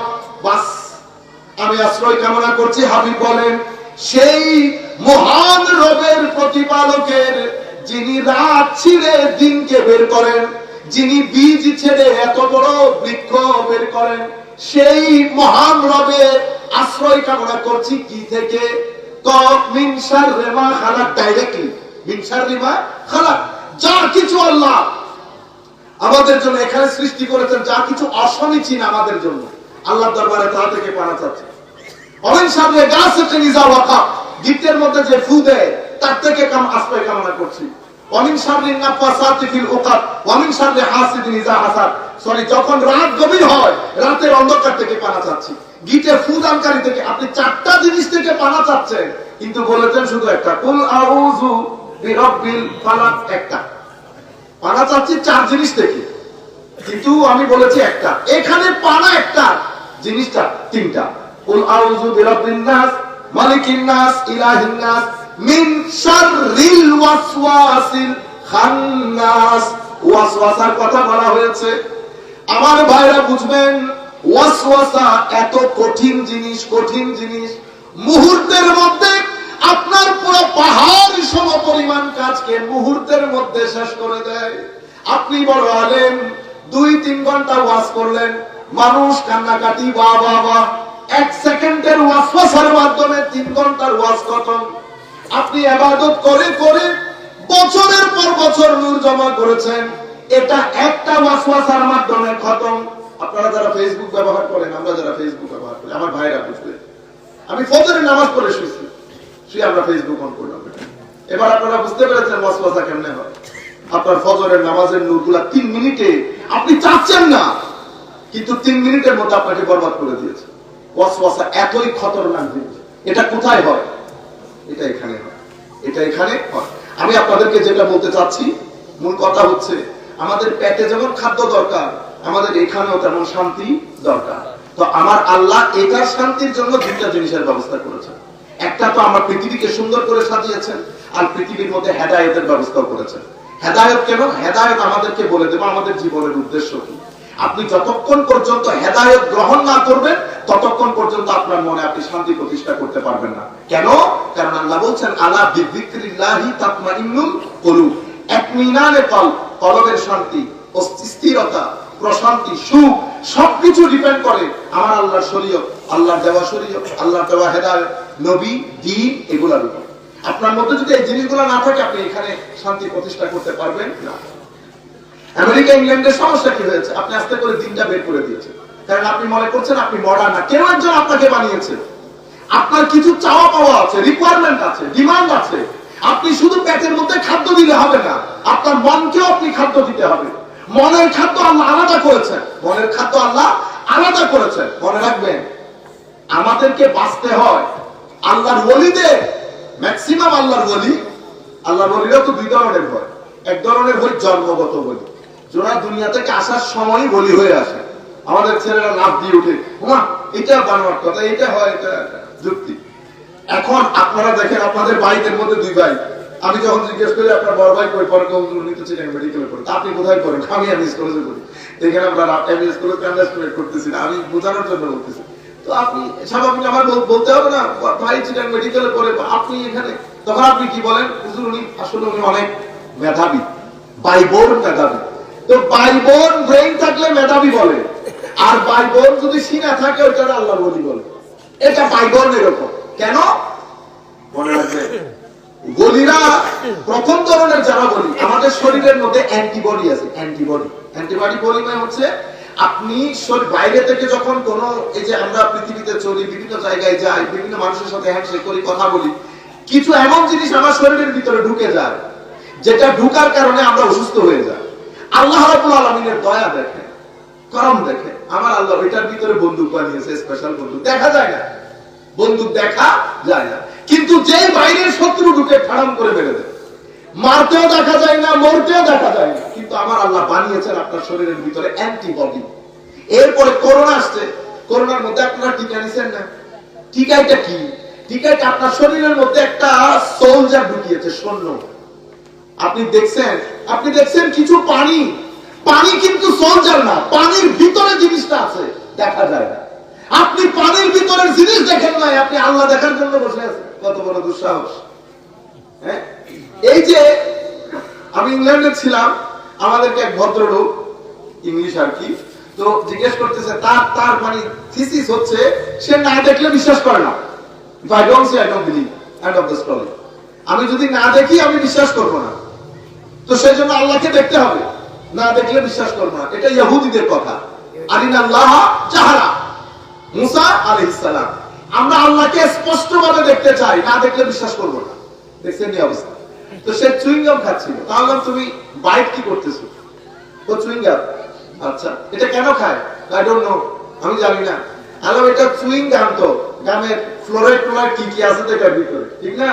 তো এটা তোমার মানে তোমার মাড়িকে ঠিক রাখে, এটা জানো? হ্যাঁ শুনছি। তাহলে ফ্লোরাইড শুনছো, এটা খাইতেছো না? শুনেই তো খাইতেছো। ফ্লোরাইড তুমি কোনোদিন দেখছো চোখে? কেউ ভিটামিন এ দেখছেন? আপনারা দেখছেন? কেউ যিনি ভিটামিন বানাইছেন উনি দেখছেন কোনোদিন? বা এগুলো দেখা যায় না। আজীব বিষয় কি জানেন? আপনি বলতেছেন আপনি ভিটামিনের আপনি ট্যাবলেট খাচ্ছেন, ভিটামিন কিন্তু ভিতরে আছে। আপনার শরীরের ভিতরে আল্লাহ কে বানায়? ডিভাইস বানিয়েছে, ভিটামিনটা সাক করেছে।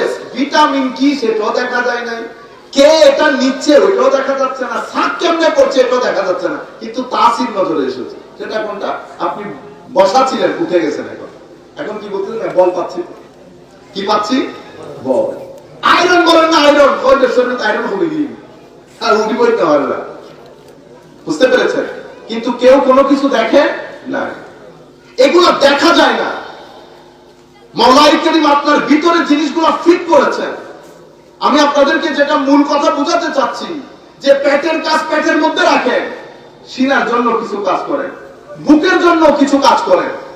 আমার আল্লাহ রাব্বুল আলামিন এই হেদায়েত আমাদেরকে আপনাদেরকে দিয়েছে আমাদের জন্য।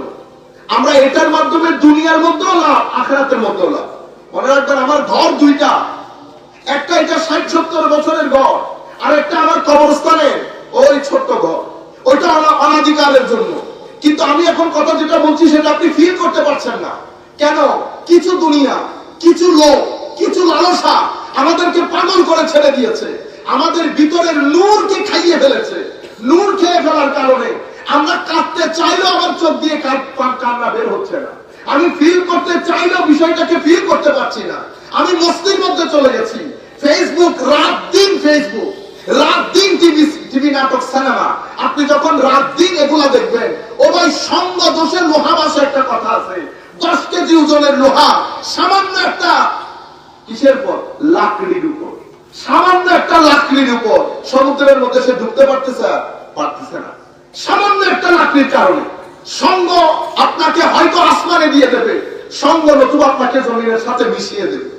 সম্মানিত উপস্থিতি, আপনি তো আসল হবেন তখন যখন আপনার রুটিনের মধ্যে আখিরাত ঠিক থাকবে। আমি আপনাদেরকে বলছি, আপনারা সব সময় আখিরাত ঠিক রাখেন, দুনিয়া অটোমেটিক্যালি ঠিক হবে। আপনি যদি আখিরাত ঠিক না করেন, আমি আল্লাহর ইজ্জতের কসম, আল্লাহর কসম করে বলতেছি, আপনি দুনিয়াতে শান্তি পাবেন না, আপনি শান্তির ভঙ্গ করবেন। কি করবেন? ভান। আপনি প্রিটেন্ড করবেন that you are happy, but you are not. আপনি শান্তিতে নাই, ঘরের মধ্যে শান্তি খতম হয়ে গেছে। যেই ঘরের মধ্যে আপনি, ওই যে আমাদেরকে এটা কবি নজরুল বলেছেন সোফার, আমরা কবি নজরুল বা কবি ফরুক আহমদ, বা আমি ভুলে গেছি এক্স্যাক্টলি, বলে পুণ্য আনে সুখ, পরিশ্রমে আনে ধন, পুণ্য আনে সুখ। তো পুণ্য থাকলে সুখ থাকবে। আপনি আজ থেকে 25 বছর পিছনে যান, আমাদের ঘর বাড়ি গুলা কি সবাই সব পাকা ছিল? পাকা ছিল না। আমাদের অর্থনৈতিক অবস্থা তেমন ভালো ছিল না, কিন্তু আমরা শান্তি ছিলাম। আপনি বলবেন, হুজুর শান্তি ছিলেন, স্থির ছিলেন, এটা কেমনে? এখন আমার কাছে তো নাই, প্যারামিটার নাই, অথবা ফিতা কেটে আমি মেপে আপনাকে বলবো যে হ্যাঁ এখানে শান্তি আছে। মনে রাখবে, যে সোসাইটির মধ্যে শান্তি থাকবে, সেই সোসাইটিতে কিছু জিনিস কম হবে, কিছু জিনিস বের পারবে। কম কি কি হবে? শান্তি স্থির সোসাইটির মধ্যে ডিভোর্স রেট কম থাকবে, ড্রাগ ডিলিং কম থাকবে, ক্রাইম রেট কম থাকবে, হত্যা যেগুলো হয় সেগুলো কমে যাবে, এবং এভাবে আরো আপনারা বলতে থাকে আপনাদের। কিন্তু সোসাইটি যখন অস্থির হবে, মানুষ যখন মানসিকভাবে বিকারগ্রস্ত হবে, অটোমেটিক্যালি সোসাইটিতে ক্রাইম রেট বাড়বে। নাম্বার 1। সোসাইটির মধ্যে বিয়েগুলো ভেঙে যাবে। নাম্বার 2, সোসাইটির মধ্যে ড্রাগ ডিলিং, রেপ এগুলো বেড়ে যাবে। সবচেয়ে কঠিন কাজ হবে মানুষ হত্যা, যেটা আপনি করবেন সেটা অনেক বর্বর এবং ক্রুয়েল হবে। আপনি হত্যা দেখলে বুঝতে পারবেন এই সোসাইটির মানুষ কেমন আছে। আমি যদি এখান থেকে আপনাকে আমাদের মরিয়মনগর বা এখানে কটুক শহরের মধ্যে বা এই মেইন রোড পর্যন্ত পাঠাই, আপনি মিনিমাম 4 জনের সাথে ঝগড়া করবেন যদি মোটরসাইকেল নিয়ে যান। কেন? এ আপনার গায়ে পড়ছে, ও আপনার সাথে লাগছে। আসলে আপনি মানসিক ভাবে, আমি আমার কথা বলি, আমি মানসিক ভাবে সুস্থ না। আপনি এখন মারামারি লাগলে আপনি দাও আরো কি কি নিয়ে আপনি পারলে 2-3টা ঘুষি দিয়ে দেবেন না? যারা ঘুষি দিয়ে দেয় তারা মানসিক ভাবে স্থির লোক, কখনো আরেকজনকে হার্ট করে না। আপনি পারবেন না হার্ট করতে। ওয়েস্টার্ন কান্ট্রি বলেন, আমাদের মিডল ইস্ট বলেন, ইভেন আপনি মিশরে চলে যান, সে আপনার গায়ে এমনি এমনি করবে কিন্তু আপনার গায়ে টাচ করবে না। আপনি যে আরেকজনকে মেরে দিলেন, থাপ্পড় মেরে দিচ্ছেন না, তো আপনি কি মনে করছেন? এর লাওয়ারিস মনে করছেন? আপনি মনে করছেন এর মা বাপ দুর্বল? মা বাপ দেখিয়েন না। আপনি যেই খোদা আপনাকে বানিয়েছে সেই খোদা তাকেও বানিয়েছে। আপনি যে মুখে থাপ্পড়টা মারলেন এটা কিন্তু মালিকের। আমার আল্লাহ বলছেন আমি এখানে থাকি, সে একবার ডাক দিলে আল্লাহ 10 বার জবাব দেয়। আপনি কারে মারলেন? আপনি মনে করছেন আপনি বেঁচে যাবেন? ইম্পসিবল। আপনি একজনের গায়ে থাপ্পড় দিয়ে আপনি বেঁচে যাবেন? মতের আগে যদি লাঞ্ছিত বঞ্চিত হয়ে না মনে তাহলে তো দাওয়াতের কাজে ছেড়ে দেবে। পৃথিবীতে কেউ সম্মান নিয়ে যাইতে পারে নাই। ইয়াজিদ লানাতুল্লাহি আলাইহি কারবালার প্রান্তরে ঘটনা ঘটাইছে না? ইয়াজিদের কবর কই কেউ জানে? 3 মহাদেশের শাসক, কয় মহাদেশ? 3 মহাদেশের শাসকের কবর কোথায় মানুষ জানে না। সুতরাং প্রত্যেক কর্মের একটা ক্রিয়ার একটা প্রতিক্রিয়া আছে, এটা আল্লাহর সুন্নাত। আমার আল্লাহ ছেড়ে দেন, ছাড় দেন, আমার আল্লাহ ছেড়ে দেন না। সুতরাং আপনি কোন মানুষের গায়ে হাত তোলার আগে 10 বার চিন্তা করবেন কার গায়ে হাত তুলতেছে। আমরা কি চিন্তা করি জানেন? এটা দুর্বল। ও আপনি ওর মা বাবা পরিবার দেখিয়েন না, সবার মালিক কিন্তু একজন, সবার মালিক একজন। আমার আল্লাহ, আপনি আর চালাকি করতে যাবেন না। আপনি চালাকি করবেন, আমার আল্লাহ এমন চালাকি করবে আপনি তখন বাঁচতে পারবেন না। সুতরাং ইউথের কাছে আমার মেসেজ এখন যেটা সেটা হচ্ছে বিনয়ের সাথে বলছি, গুনাহ আমরা করবো, আমরা ফেরেশতা, আমরা ফেরেশতা। আমরা 81 বার গুনাহ করে 83 বার আল্লাহর দরবারে ক্ষমা চাইবো, আমার আল্লাহ ক্ষমা করে দিবেন। আমার আল্লাহ রহমান রহিম। আমি যখন হাত তুলবো আমার আল্লাহ ক্ষমা না করে পারবে? আরে এটাই গড়িয়ে নে মা বাবার ক্ষমা ধরে গেলে মাফ করি না দেওয়া, তাই না? এরকম আর কি। আপনি লাখ গুনাহ করবেন, আল্লাহর দরবারে ক্ষমা চাইবেন, আল্লাহ ক্ষমা করে দেবে। কিন্তু কিছু গুনাহ করবো না, লোক ঠকানি গুনাহ এগুলা করবো না, মানুষের উপর জুলুম করা এটা করবো না, চালাকি করতে চাইবো না, মানুষের ক্ষতি হয়, প্রতারণা হয়, এই কাজগুলো আমরা করবো না। এগুলোর মধ্যে ভয়ঙ্কর অবস্থা। হারাম পেটে যাবে, আমার নবী বলছে না 40 দিনের ইবাদত কবুল হবে না। ইবাদত তো কবুল হবে না, সেটা আপন জায়গায়। যখন থেকে আপনার পেটে মানুষের গান জড়িত, হক জড়িত টাকা আপনার পেটে যাবে, আপনার ঘরের মধ্যে রেভলিউশন হবে, অশান্তি। আগের যুগের মানুষ এত শান্তি কেন? সততার কারণে, সত্যবাদিতার কারণে, ন্যায় পরায়ণতার কারণে। এগুলো অনেক বড় শক্তি। বলে না honesty is the best policy, বলে না কেন? কারণ এগুলার মাধ্যমে আপনার ভিতরে স্থির থাকে, ঘরের মধ্যে বরকত থাকে। 1 টাকা 100 টাকার বরকত দেয়। কিন্তু আপনি যদি এগুলা থেকে বের হয়ে যান, জীবন অনেক বেশি অশান্তির হয়ে যাবে। আমরা আর কথা না বাড়াই, শুধু আয়াতটা বলে শেষ করব। তো জবাদার রাবি, আমরা যখন আগুন দিয়ে, আগুনের মধ্যে পুড়িয়ে লোহা বানাই, সেই লোহা থেকেও সাদা জিনিস বের হয়। এরপরে আমার আল্লাহ বলছেন কাযালিকা ইয়াদরিবুল্লাহুল হাক্কা ওয়াল বাতিল, আমি হক বাতিল বুঝানোর জন্য। এখন আয়াত কি হচ্ছে? উপর থেকে কি নাযিল করেছে আল্লাহ? পানি। পানি দিয়ে কি বুঝিয়েছে? কোরআনে পাক। কোরআন কয় জনের অন্তরে নাযিল হয়েছে? 2 ধরনের অন্তর। এক ধরনের অন্তর কবুল করে নাই, আরেক ধরনের অন্তর কবুল করেছে। যারা কবুল করেছে তারা 3 ধরনের, নবী, সিদ্দিক, শহীদ, সালেহ এক ধরনের। আরেক ধরনের মুক্তাসিব, এরা মডারেট, এরা অনেক বেশি করে না, তবে রিয়ালিস্টিক। আল্লাহ যা নিষেধ করেছেন বেঁচে থাকে, যা করতে বলেছেন তা করে। আর 3 নম্বর জালিমুল লিনাফসি, এরা জালেম, এরা একটা ভালো কাজ করলে 10টা খারাপ কাজ করে। বুঝতে পেরেছেন? এই 3 ধরনের লোক। তো এখন উপর থেকে যখন কোরআনের আয়াত নাযিল হয়েছে, হেদায়েত নাযিল হয়েছে, হেদায়েতের পানি নাযিল হয়েছে, সেই কোরআনের বাণী, কোরআনের হেদায়েত, কোরআনের নূর ঝরেছে কিসের উপর? কলমের উপর। কিসের উপর? কলমের উপর। কলম 3 ধরনের। কয় ধরনের? 3 ধরনের। একটা হচ্ছে জিন্দা, একটা মুর্দা, একটা অসুস্থ, একটা জিন্দা, একটা মুর্দা, একটা অসুস্থ। আমাদেরকে আল্লাহ কোরআনে পাকের মধ্যে বলেছেন আওয়ামান কানা মাইতান ফাহিয়াইনা, তুমি মনে করতেছো তুমি জীবিত, তুমি জীবিত না, তুমি মৃত। কেমনে? যার ভিতর জগৎ মৃত সে আসলে মৃত। মৃত্যুর মাধ্যমে আমরা দুনিয়া থেকে দূরে সরে যাই, আর রুহানি মৃত্যুর মাধ্যমে আমরা আল্লাহ থেকে দূরে সরে যাই। রুহানি হায়াত কি? এই যে আমি একটা হচ্ছে হায়াতে কলবি, এই যে জীবিত, মৃত, মাঝখানে অসুস্থ। জীবিত কোনটা? জীবিত হচ্ছে সেই কলব, সুবহানাল্লাহ, যেই কলবের মধ্যে নফস দুর্বল হয়ে গেছে, যেই কলবের মধ্যে রূহ শক্তিশালী হয়ে গেছে। মনে রাখবেন, এটা আমার আখেরি পয়েন্ট, আমি আর কথা না বাড়াই। আপনি রাষ্ট্রের শান্তি কখনো প্রতিষ্ঠা হবে না যখন ব্যক্তির মধ্যে শান্তি প্রতিষ্ঠা না হয়। রাষ্ট্রের শান্তি অনেক পরের কথা, ব্যক্তির শান্তি আগে। ব্যক্তির মধ্যে শান্তি কেমনে প্রতিষ্ঠা হবে? তো ব্যক্তির মধ্যে একটা দেশ আছে, সেই দেশের মধ্যে একটা দেশে যেমন চোর, কত ধরনের মানুষ থাকে না, তো ব্যক্তির ভিতরে অনেক ধরনের মানুষ বসবাস করে। এখানে টাউন দুইটা, একটা কলবের রুহের টাউন, আর একটা হচ্ছে নফসের টাউন, নফসের শহর। নফসের শহরের মধ্যে কে কে থাকে? নফসের শহরের মধ্যে আমার লালসা, আমার অশ্লীলতা, আমার হিংসা, বিদ্বেষ, এগুলো সব নফসের শহরের বাসিন্দা। এরা কি চায়? এরা আমার ভিতর জগৎকে, এই যে লালসা, যেটা আমাদের এখানে এত অঘটন কেন ঘটে? লালসা আমার আদরের মতো হয়ে যায়। তো আমার এখানে রু আছে, রু ভদ্র মানুষ, বুঝতে পেরেছেন? ভদ্র, তার নম্রতা, ভদ্র কিছু কথা বলতে পারে না, এদের কারণে আমাদের সব জায়গার মধ্যে দেখেন না এখন ভালো মানুষগুলো কি হয়, আস্তে আস্তে সরে যাও, আর পক্ষে ভাই এত কিছু করার সম্ভব নয়, এখানে। তো এখন আমি কি করব? আমার নবী সাল্লাল্লাহু আলাইহি ওয়াসাল্লাম শিখিয়ে দিচ্ছে যে এটাকে দুর্বল করতে হলে তো আগে রোজা রাখো, না খেয়ে থাকো, লং ফাস্টিং। লং ফাস্টিং করলে যেমন সুগার কি করে যায়, বার্ন হয়ে যায়, লং ফাস্টিং রোজা যখন রাখবেন এটা দুর্বল হয়। তো এটা দুর্বল হলে এটার ভিতরে আপনি নামাজের মাধ্যমে, তিলাওয়াতের মাধ্যমে আপনি নূর ডালেন, একটা শক্তিশালী হবে, একটা দুর্বল হবে। যখন এটা একেবারে দুর্বল হয়ে যাবে, এটা শক্তিশালী হয়ে যাবে, ওইটাকে বলে জিন্দা কলব।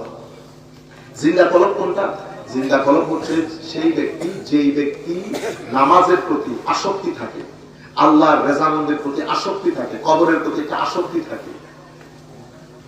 আমিও নামাজ পড়ি, এখন আল্লাহ বলছেন ফাওয়াইলুল লিল মুসাল্লিন আল্লাযীনা হুম আন সালাতিহিম সাহুন। নামাজ কেমনে পড়লেন? আমি কেমনে পড়ি? আমি নামাজ পড়ি কাজের ফাঁকে ফাঁকে। নামাজ যোহর আসর একেবারে মানে যোহর শেষের পথে আসর আযান করবে, কেন করি কি ভাই আমি একটু নামাজটা পড়ে আসি, এই ধুমধারা কাইনা আপনি করব। আপনি নামাজের রুকন, আরকান, খুশু, খুদু, আদাব, এটিকেটস, ম্যানার্স কোনো কিছুর প্রতি আপনার খেয়াল নাই। এভাবে আপনি 22-23 বছর নামাজ পড়েছেন। আমার আল্লাহ বলছে ফাওয়াইলুল লিল মুসাল্লিন, এই ধরনের নামাজ আমার কোনো প্রয়োজন নাই। এবং এই ধরনের নামাজ মানুষকে আল্লাহ থেকে আরো দূরে সরিয়ে দেয়, নামাজের প্রতি সিরিয়াস না হওয়া। এবং এই ধরনের নামাজ যখন আপনি পড়বেন, নামাজ কখনো আপনার জীবনে কায়েম হবে না। নামাজ কায়েম কেমনে হয়? তো নামাজ কায়েম হয় যখন নামাজ ব্যক্তির জীবনে প্রতিষ্ঠিত হয়ে ব্যক্তিকে অশ্লীল গর্হিত কাজ থেকে বিরত রাখে, তখন নামাজ কায়েম হয়েছে। আমি নামাজও পড়ছি, নামাজ আর মিথ্যা একসাথে যেতে পারে না, নামাজ আর প্রতারণা একসাথে যেতে পারে না। যেখানে নামাজ থাকবে সেখানে শুধু কয়েকটা জিনিস থাকবে, আর বাকিগুলো থাকবে না। আপনারা বুঝতে পেরেছেন? ফাওয়াইলুল লিল মুসাল্লিন বলে আল্লাহ রাব্বুল আলামিন এই কথা বলেছেন। তো কলবের মধ্যে যখন জিন্দেগি চলে আসে, তখন এটাকে আমরা মারেফত বলি। কি বলি? মারেফত। মানুষটা আরেফ বিল্লাহ। কলবের মধ্যে জিন্দেগি চলে আসলে আল্লাহ রাব্বুল আলামিন উপর থেকে নূর ডালা শুরু করে, নূর ডালা শুরু করে। আফামান শারাহাল্লাহু সাদরাহু লিল ইসলামে ফাহুয়া আলা নূরিন মির রাব্বিহি। আমার আল্লাহ নূর ডালা শুরু করে। প্রত্যেক ব্যক্তি তার সামর্থ্য অনুযায়ী সেই নূর গ্রহণ করে। সেই নূর এমন ভাবে গ্রহণ করে যে সেই নূর তার মুখ দিয়ে, চোখ দিয়ে বের হতে থাকে। সে নিজেও নূর, তার নূরের ধারক হয়, তার মাধ্যমে সমাজ আলোকিত হয়, রাষ্ট্র আলোকিত হয়, মানুষ আলোকিত হয়। সে নূরকে বন্টন করতে পারে, সেই নূরকে বন্টন করতে পারে। এমন ব্যক্তিকে আমরা আল্লাহর ওলি বলি, এমন ব্যক্তিকে আমরা আল্লাহর ওলি বলি। হুজুর গৌসুল আজম আব্দুল কাদের জিলানী সেই ধরনের আউলিয়ায়ে কেরামের মধ্যে সর্বোচ্চ চূড়ায় যিনি অবস্থান করেন, ওনার নাম হুজুর গৌসুল আজম আব্দুল কাদের জিলানী রাদিয়াল্লাহু তাআলা আনহু। এবং বর্তমান সময়ে আমরা যদি হুজুর গৌসুল আজমের ওই তালিমাতগুলো যদি আমরা বাস্তবায়ন করতে পারি, বর্তমানে আমাদের সমাজকে সভ্য করা সম্ভব। মনে রাখবেন, ঢাকা বিশ্ববিদ্যালয় কখনো আপনার জাতিকে সভ্য করবে না। ঢাকা বিশ্ববিদ্যালয় সভ্যতার কাজ করে না। সভ্যতার কাজ করে মাদ্রাসা, খানেকা। সভ্যতার কাজ করে মসজিদের জুমা। কারণ আমি এই যে এতক্ষণ পর্যন্ত আপনাকে কথা যেগুলো বলতেছি, ভদ্র হন, নম্র হন, আপনি পৃথিবীর কোন বিশ্ববিদ্যালয়ে এই বিষয়গুলোর দরজ আপনাকে দিবে না। কলমের বিষয়গুলো তো আপনার কারো সাবজেক্টই না, এটা হুজুর গৌসুল আজমের সাবজেক্ট। সেই কারণে হুজুর গৌসুল আজম দরবারে যখন আপনি গেলেন, আপনাকে বলতেছেন, আপনি বলতেছেন হুজুর আমার লেখাপড়া আছে, আমার সবকিছু আছে। হুজুর বলতে ঠিক আছে, সবকিছু আছে, বেটা আমার এখানে ঢুকতে হলে তো 7টা উসুল আছে। কয়টা উসুল? 7টা। মানে 7টা রিকোয়ারমেন্টস আছে। আপনি এগুলো ফুলফিল করবেন, তাহলে আপনি কাদেরিয়া কলেজের ছাত্র। কাদেরিয়া কলেজের ছাত্র কি মুজাহাদা করতে হবে, মুজাহাদা। এরপরে কি আপনি দেখেন এই জিনিসগুলোকে বলে সভ্যতার আসল জিনিস তাওয়াক্কুল। আপনার ভিতরে পূর্ণ আস্থা থাকতে হবে আল্লাহর উপর, ভদ্র হতে হবে আপনাকে, ওয়ারা তাকওয়া এগুলা থাকতে হবে, আপনার জীবনে সত্যবাদিতা থাকতে হবে, আপনার জীবন নির্লোভ হতে হবে। এই যে মানব জীবনে ভদ্র, নম্র, সহনশীল একজন আলোকিত মানুষ হওয়ার জন্য যতটা শর্ত আছে, প্রত্যেক শর্ত হুজুর গৌসুল আজম ওনার কাদেরিয়া তরিকার মধ্যে যুক্ত করেছেন। এবং সবচেয়ে বড় বিষয় এটা বলে আমি আমার বক্তব্য শেষ করছি, উনি ওনার তরিকা এবং ওনার ব্যক্তি জীবনের সবচেয়ে বড় বিষয় উনি রেখেছেন, বরং 3টা জিনিস উনি রেখেছেন। তার মধ্যে অন্যতম হচ্ছে সত্যবাদিতা। সত্যবাদিতা কি জিনিস? মানুষের ভিতর বাহির এক হওয়া, এখানে কোন ধরনের কন্ট্রাডিকশন। আমি এখানে এক ধরনের, এখানে বুজুর্গ ঘরে গেলে আরেক ধরনের, এরকম না। আপনি যেখানে থাকেন, যে অবস্থায় থাকেন, আপনার ভিতর বাহির যেন এক হয়। আমার নবী সাল্লাল্লাহু আলাইহি ওয়াসাল্লাম বলেছেন 4টা কাজ যে ব্যক্তির ভিতরে আছে, সেই ব্যক্তি তো নিরেট মুনাফিক। এবার আপনার আবা কাবা জুবা আপনার সাথে কি জিনিস? তো সেই ব্যক্তি কথা বললেই মিথ্যা বলে, যে ব্যক্তি কথা বললেই মিথ্যা বলে, যে ব্যক্তি ওয়াদার খেলাফ করে, যা ওয়াদা আখলাফা, আর যা তুমিনা খানা, যে ব্যক্তি আমানতের খেয়ানত করে, যে কোনো গ্রাউন্ডের আমানত। আমি আপনাকে একটা কথা বলেছি, এটা আমানত, আপনি এটা খেয়ানত করলেন, একেবারে নিচ থেকে উপর পর্যন্ত সব আমানতদারি। আমি আপনাকে একটা ভোট দিয়েছি, একটা নির্দিষ্ট চিন্তা রেখে ভোট দিয়েছি, আপনি এখানেও যদি খেয়ানত করেন, খেয়ানত। আমি আপনাকে জাস্ট গ্রেড গুলো বুঝাচ্ছি, কোন কোন জায়গায়। আপনার কাছে আমি একটা, আপনার দোকানে গেলাম 1 কেজি জিনিস কেনার জন্য, বুঝতে পেরেছেন? আমি ঈমান নিয়ে গেছি, আপনি আমাকে ঠকাবেন না, আপনি ঠকাইছেন, আপনি আমানতের খেয়ানত করছেন, ঠিক আছে? এরপরে ওয়াইজা খাসামা ফাজার আও কামা ক্বালা নবী সাল্লাল্লাহু আলাইহি ওয়াসাল্লাম, যখন দুইজনে ঝগড়া করে তো অসভ্য ভাষায় গালিগালাজ করে। আপনারা দেখেন, আমরা ডান বাম না দেখি, আমরা প্রত্যেকে নিজেরটা নিজে চিন্তা করি যে আমাদের ভিতরে জিনিসগুলো আছে কিনা। এই 4টা জিনিস যার ভিতরে আছে, আমার নবী বলেছেন নিরেট মুনাফিক। আর এই 4টার একটাও যার ভিতরে আছে, তার ভিতরে মুনাফিকের একটা খাসলত আছে। আমার নবী একটা এনভায়রনমেন্ট তৈরি করতে চেয়েছে, যে এনভায়রনমেন্টের মধ্যে লোক এই জিনিসগুলো করবে না। আমরা যদি এই জিনিসগুলো করি, তো আমাদের পরবর্তী প্রজন্ম অটোমেটিক্যালি আমাদের থেকে জিনিসগুলো শিখে যাবে। আমরা বুঝতে, আমরা এই যে ঘর থেকে বের হয়ে আমরা গালি দিয়ে কথা বলি, কেন করেন আপনি? গালি দিয়ে কথা বলে, এই যে ছোট বাচ্চা, যারা 7-8 বছরের বাচ্চা, ওদেরকে তো আপনি গালি শিখাই ফেলতেছেন। আপনি যতই শুদ্ধ ভাষায় কথা বলেন, যতই তাকে উন্নত স্কুলে পড়ান, আপনি তার গোড়াটা, বীজটা নষ্ট করে দিয়েছেন।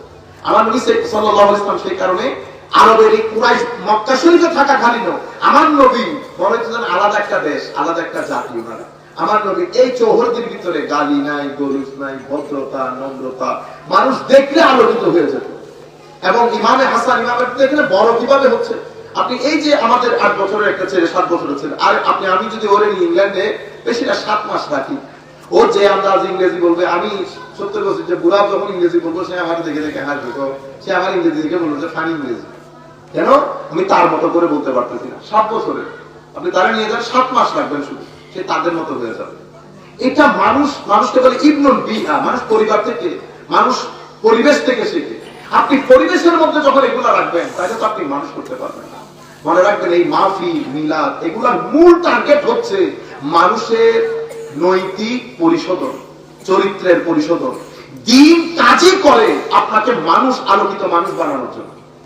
ভদ্র, নম্র, সহনশীল, উদার, মানুষকে সহযোগিতা করা, মানুষের জন্য কাজ করা, মানুষের বিষয় চিন্তা করা, এগুলা দিনের আসল মকসদ। আপনি সারাদিন নামাজ পড়লেন, আরেকজনকে গালি দিলেন, আমার আল্লাহ আপনার নামাজ গ্রহণ করবেন না। আপনি ফাওয়াইলুল লিল মুসাল্লিনের মধ্যে পড়ে যাবেন। আমার আল্লাহ বলছেন নামাজ কারা সফল? আমার আল্লাহ বলছেন ক্বাদ আফলাহাল মুমিনুনাল্লাযীনা হুম ফি সালাতিহিম খাশিউন। আমার আল্লাহ বলছেন সেই নামাজই সবচেয়ে সফল, যার নামাজের মধ্যে একাগ্রতা আছে, যার নামাজের ভিতরে একাগ্রতা আছে। সুতরাং আমার আল্লাহ রাব্বুল আলামিন আমাদেরকে কোরআনের মাধ্যমে, আমার নবী সাল্লাল্লাহু আলাইহি ওয়াসাল্লাম হাদিসের মাধ্যমে যে তালিমাত দিয়েছে, সেটা যদি আমরা নিজের জীবনে বাস্তবায়ন করতে পারি, আমাদের দুনিয়ার জীবন অসম্ভব সুন্দর হবে, আমাদের আখিরাতের জীবনও সুন্দর হবে। যদি এটা না করি, আমাদের ঘর, আপনি যতই আলট্রা মডার্ন ঘরেই থাকেন, আমার আল্লাহ বলছে সেই ঘর হয়ে যাবে কি বাইতুল আনকাবুত, এটা মাকড়সার জালের মতো হবে। মাকড়সার জাল যেমন আঙ্গুল দিয়ে আপনি কি করে দেন, নষ্ট করে দেন, আপনি বড় ঘরের মধ্যে থাকলে মানুষ সেফটি সিকিউরিটি ফিল করে না। ঝুম বৃষ্টি পড়তেছে, আপনি যখন ঘরে ঢুকে গেছেন শান্তি হয়ে গেছে, কিন্তু আপনি মাকড়সার জালে সেই শান্তি পাবেন না। আমার আল্লাহ বলছে যাদের ঘরে আল্লাহ রাসূল থাকে না, তাদের ঘর মাকড়সার জাল। সেই কারণে আজকে ফিলিস্তিনের মধ্যে মারতেছেন আমাদেরকে, এতগুলা মুসলমান রাষ্ট্র 2 পয়সার কেয়ার করতেছে, অথচ আজ থেকে বেশি দূরে না, খুব বেশি না, 300-400 বছর পিছনে গেলে তখন কিছু বলতে হইতো না, তো একটু খোল হইতো, আইয়ের বলিতে রাস্তা যা বলি, আইয়ের জিবেটা হরি বাইরে মদিনা শরীফ অথবা কুফা নগরী তাহাজ্জুদ, কিন্তু রাস্তা পরিষ্কার হয়ে গেছে। আমাদের ছেলেরা বিশ্বাসও করবে না এখন, কারণ আমরা সবকিছু আমরা ধুয়ে মুছে সাফ করে দিচ্ছি, যেন দিনের কাছে না আসতে পারে। দিনের কাছে না আসতে কোনো অসুবিধা নাই। আপনি ডিপ্রেশন থেকে নেক্সট 10, 15, 15-20 বছরের মধ্যে হতাশা থেকে আপনি আপনার জাতিকে বাঁচাতে পারবেন না। সুতরাং আসেন আমরা আমার নবীর ইশক বন্টন করি মানুষের ভিতরে, আমার নবীর মহব্বত বন্টন করি, সাহাবায়ে কেরাম আলে বাইত রাসূলের মহব্বত বন্টন করি, আউলিয়ায়ে কেরামের নিসবত, আউলিয়ায়ে কেরামের দরবারে যাবেন, ছেলেদেরকে নিয়ে যাবেন, ছেলেদেরকে মাহফিলের মধ্যে এক নিয়ে আসবেন, মাহফিলে যখন আসবেন নিয়ত করে আসবেন, চেষ্টা করবেন নজরুল মধ্যে থাকতে, এটা চলে যাবে দুনিয়া। কিন্তু আমরা এই যে আমি কথাগুলো বলতেছি, আমি জানি না কতগুলো আপনাদের ভিতরে আপিল করতে পারতেছি, কিছু দুনিয়া, কিছু লোক, কিছু লালসা আমাদেরকে পাগল করে ছেড়ে দিয়েছে, আমাদের ভিতর থেকে ওই নূর খতম করে দিয়েছে। এখন আপনি লাখ ম্যাচ মারলেও আগুন ধরতেছে না, পানি দিয়ে ভিজে গেছে জিনিসগুলো। আল্লাহ রাব্বুল আলামিন আমাদের হামি ও নাসির হোক, মাওলাই করিম আমাদেরকে কবুল করুন, আল্লাহ রাব্বুল আলামিন আমাদেরকে সামগ্রিকভাবে পরিবর্তন হওয়ার তৌফিক দান করুন। আমিন। ইল্লাল বালাগুল মুবিন। আসসালামু আলাইকুম ওয়া রাহমাতুল্লাহি ওয়া বারাকাতুহু।